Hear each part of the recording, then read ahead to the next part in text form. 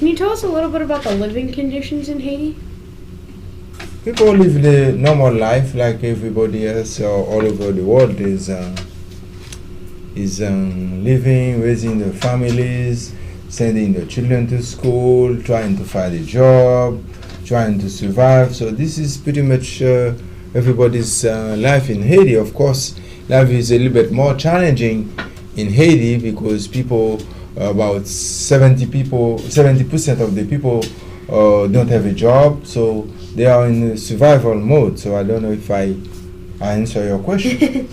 Why is your work important to the citizens of Haiti? Health is a major part of everybody's life. And when we talk about water, you're touching many areas in people's life, from hygiene to growing plants to feeding the animals and to improving your health. So I think that working in providing clean water for people who are less fortunate than us, I think it's a good way to put back, and it's a good way to help out so many people.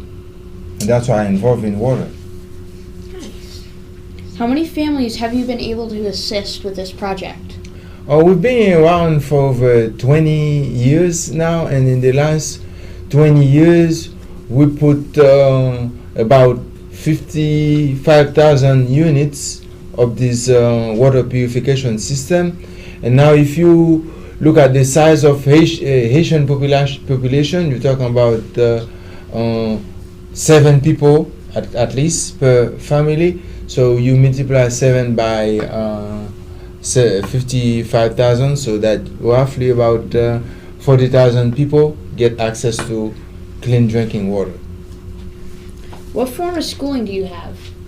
Well, I went through kindergarten, primary school, high school, and I was lucky enough, like many Haitians don't get that opportunity, to make it to university, to study. I studied social service, I studied psychology, and even if you see my gray hair now, but next year I'm going to be an environmental lawyer. Mm-hmm. Can you tell us about life in Haiti would be like for a person our age? I mean, for a person your age, you like to play with kids like your age. You like to go soccer, or if you like soccer or tennis or whatever games that you like, or if you are from the village, you're not exposed to anything like that, so you will be on the farm, you will be playing with the cows, you going riding on horses, and you climbing the mountains. You won't have a bike because there's no way to ride a bike. You won't see a car, you won't see telephone, you won't see TV, you won't see any of these things. I don't know if you're ready to take that route to go and live that life.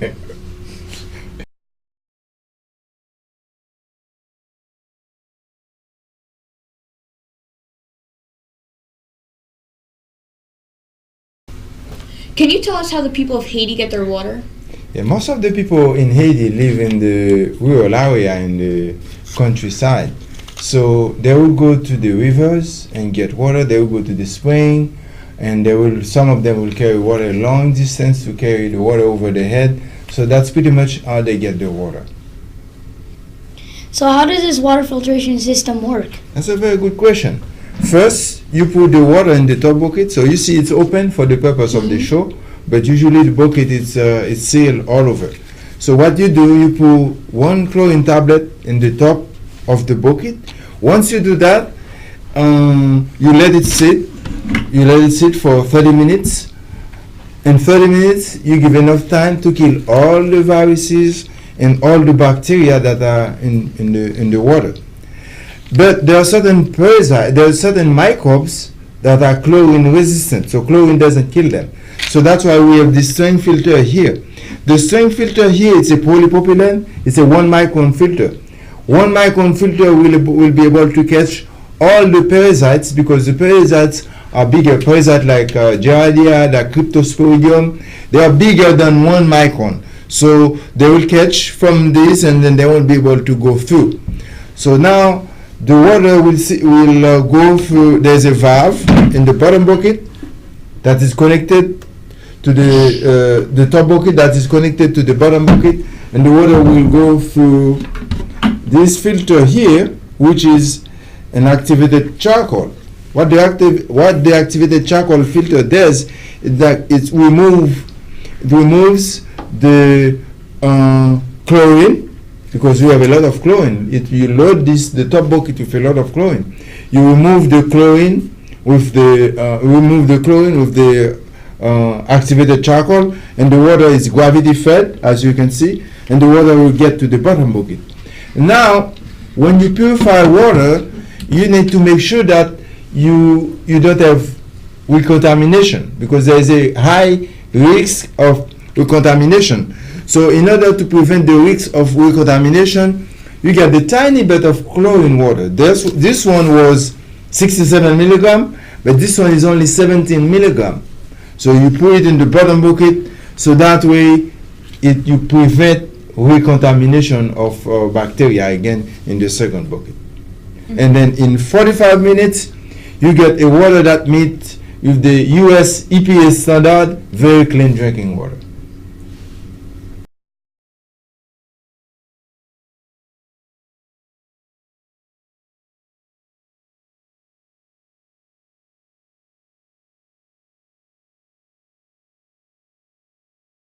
Well, I've been very inspired by Native American story, and it's a story of a hummingbird. There was a huge fire in a big forest, and all the animals and all the birds are looking at the devastation, and they will go hopeless, crying and complain. But this little hummingbird will go to the nearest pond, right here, and carry the water out of his beak, carry the water and trying to extinguish the fire. And all the birds and all the animals are looking at the hummingbird's behavior and said, "You got to be crazy, little hummingbird, if you think that you're going to extinguish the fire." And the little hummingbird to reply, "I am doing my part." So if each one of us is doing our part, we're going to have a better environment, we're going to have a better world, we're going to have a lot of change for a better world.